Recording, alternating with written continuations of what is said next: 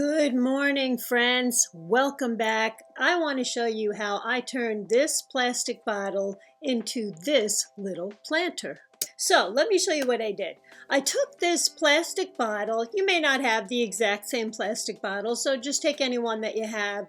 And what I do is I just take the wrapper off so that I'm left with just this nice, pretty clear bottle. They make it really easy for you to take this label off. No adhesives. And I simply rinse the inside out with some warm soapy water, rinse it again, and let it dry. And I'm all ready to begin. And you can take a box cutter knife or an X-Acto knife, works well, and just cut completely around the circumference of the bottle. And don't worry if it's not exactly straight, because this next step is also going to help you. If you take some parchment paper and you place it over top of the plastic and put your iron on high, you can then iron inward, and it causes those sharp edges to curl in or under. And you want to make sure you're using the parchment paper. I put a rubber band around here. It made it a lot easier to keep everything in place. And then once again, I just continued to iron in towards the center.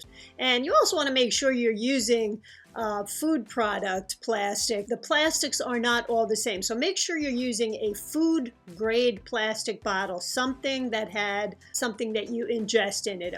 So with this, what I did again was I just kept pulling the iron in towards the center until all of the edges were rounded in. You can see there are no sharp edges here because everything has curled inward. By the way, in case you're interested, I also took the top of the bottle and using some clay, I was able to make this little vase for some fresh flowers, perfectly waterproof. I did make a video and I will make that next week's video. So getting back to this week's video, I took this Deco Art chalky finish for glass paint and I pounced it all over the outside of the plastic. It works just as well for plastic. And I wanted to make sure the color of the paint matched the background color of the napkin. As always, I will have all of the products that I can listed below. My store goes through Amazon. Most of you may know this is not a complaint, it's just factual. A lot of us on YouTube, we really don't make a lot of money from these videos. So we try to do things like merchandising, go through Amazon. It really helps us to keep making these videos. So it helps me out a lot when you go through any of my links to purchase anything you need from Amazon, not just these supplies. So anyway, I'll have the links down below for all of the supplies that you need. By the way, if you have an Amazon store and you've got a channel, let me know, because I am always happy to help support you guys, and I will shop through your links rather than just go through Amazon, because I am constantly shopping on Amazon. I get all of my supplies there. I do recommend that you pounce this paint on because it just gives a much better finish. You only need one coat. And while I put that aside to dry, I took this aqua brush and I separated my napkin into 4 quarters. It just made it a lot easier to work with. I then separated the napkin so that I was just left with the top ply. I then tore the napkin images out so that I wouldn't interrupt the pattern too much, and this will make it a lot easier to work with. I also wanted to make sure I don't have any straight edges on here. Those can really stand out when you're doing decoupage. So you want to make sure that all of your edges are soft by ripping away this straight hard edge. Then took my Americana napkin decoupage glue. When you're working with napkins, this is the only product that I recommend personally. And it's fine if you use other products, but please don't write to me and say you're having problems with the other products and ask me for help, because I don't work with those products. I'm sorry, but I just can't help you with that. So I'm using the napkin decoupage glue, and you can see how this fits over this piece pretty nicely. And once again, I'm just going to place my brush in the center and work my way out. And I'm not too worried about the top there because I am going to put some clay up there for a couple of reasons. So I'm going to continue to pull the napkin a little in certain directions, place the decoupage glue over this, and continue until I've covered my whole piece. So once I had completed the piece, and I let everything dry. I went over the top of it with another coating of decoupage glue. Now, once everything dried, I took my wax paper and I took some of the clay. I'll have the links down below for the appropriate clay to use. If you want to know which clay I'm using, you got to go to the links down below. I can't add that into the video, but you'll be able to see it below. And what I did was I just made sure to kind of warm the clay up a little bit in my hands. I wanted to make it a little more pliable. It's already very soft and pliable. Then I took the wax paper and I folded it over it, and I took my mini roller and I just wanted to straighten this out into a thinner piece that I could wrap around the top. So I just rolled this a bit.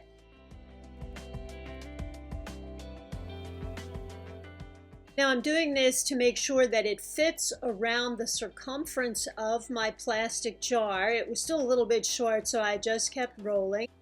So I just laid my clay back down on the wax paper, and I took what I believe this is called a T-ruler. You can use anything you'd like. I just wanted to line up the bottom part with the edge of the cabinet so that I could cut a nice straight line to go around the top of my piece, and that straight line was meant to go around the bottom of the top. I hope that doesn't sound confusing, but I'm showing you what I'm doing here. Because that top part we're going to fold over on the inside anyway. Now this can be stretched a little bit. You can smooth it out with water. You can see I'm pulling it a little bit here. I'm going to pinch it in the back and then smooth that out with a little bit of water. This clay is really easy to work with. You can leave this perfectly straight on the bottom. I took a seashell because I like that pretty scalloped edge, and I just went along the edges and made a little bit of a pattern. And now I'm going to put this aside to dry. And again, I used the Americana chalky finish paint just to cover all of that clay. I then took these large loose pearls. They're kind of an off-white color. I covered most of the top here with the pearls using my hot glue gun. And I just made sure to continue with this all the way around just the top section. By the way, this is another reason I wanted to use the clay, because the pearls and the hot glue gun stuck much more easily to the clay and just added a little bit more dimension up top here where I wanted it. Now that the pearls are all glued on there, and this looks pretty enough, I still want to add some glitter naturally, and I'm going to use triple thick for two reasons. One, to give this a beautiful rich gloss, but it also works really well to keep the glitter on any project you're working on. Also, just in case you're new to using triple thick, you always want to make sure you're using a bristle brush. You don't ever want to use a sponge brush. You don't want to go over the same spot too many times. Apply the triple thick, coat the area very well, and then move right on to the next section. Now, while this triple thick is wet, I am going to add my glitter. Obviously, how heavy or how light you want to go with the glitter depends on your preferences. You may not even want to add the glitter, just add the triple thick. I am putting this in a space where there are so many rich dark green plants, and it's going to have an uplight on it. So I really want a little bit of sparkle in there to break up all that heavy greenery that we have during the winter. And now I'm going to continue this around the back side, add the rest of the glitter. And when I was happy with the placement of the glitter, I put this aside to dry, and I moved on to this next step. I had a small little succulent plant that would fit inside, but I knew this border was going to stick out a little bit once I placed it inside. So I just took a little bit of this metallic paint and I painted it just around the rim up top. And this is the metallic paint called Rose Gold, also by Americana. Okay, now everything is dry.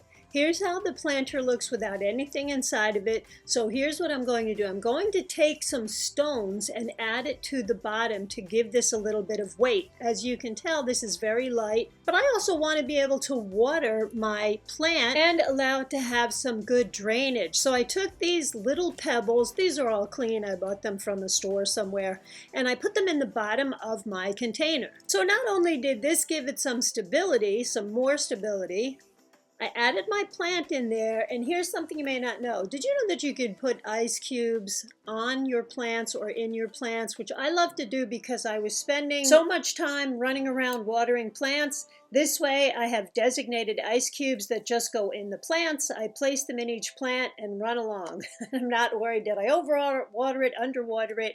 And here is how our final project looks. Beautiful little shabby chic container. Considering it came from this, I am very happy with the way this turned out, how it looks with the little lights around it. I love the idea that I am not throwing as many things away. I am not only reusing them, I'm trying to show you guys how we can reuse some of these things too. Again, I'm not trying to be preachy. I don't like that stuff. I don't like people preaching to me. We're all adults here. I'm just trying to give you some ideas that might help you along the way. And once again, my friends, thank you so much for subscribing. Thank you for all of your wonderful messages. Brenda Foster, Irma Brooks, Louise DeSantis, April P. You know who you are. I'm not sure how to pronounce your last name, but you guys are so supportive. I love hearing from you. You keep me going and put a smile on my face like all of you when you make these comments. And guys, don't forget, Upcycle with Decoupage is also on Facebook. You really want to go over and like and follow that page. If there are ever problems with YouTube, and it does happen once in a while, you can go over to that page and see what's happening. You can ask me questions. Just make sure the questions aren't about Mod Podge or any other decoupage glue besides Americana. I really don't have any knowledge of those products, but I do work with Americana, so I know about that. Also, come on over and show me your work. I'd love to see it. You can put it in public or private. I get inspiration from you guys too. So go over and like and follow the page. I will see you guys next week with another video. Okay, guys, see you next week. Thanks again. Bye-bye.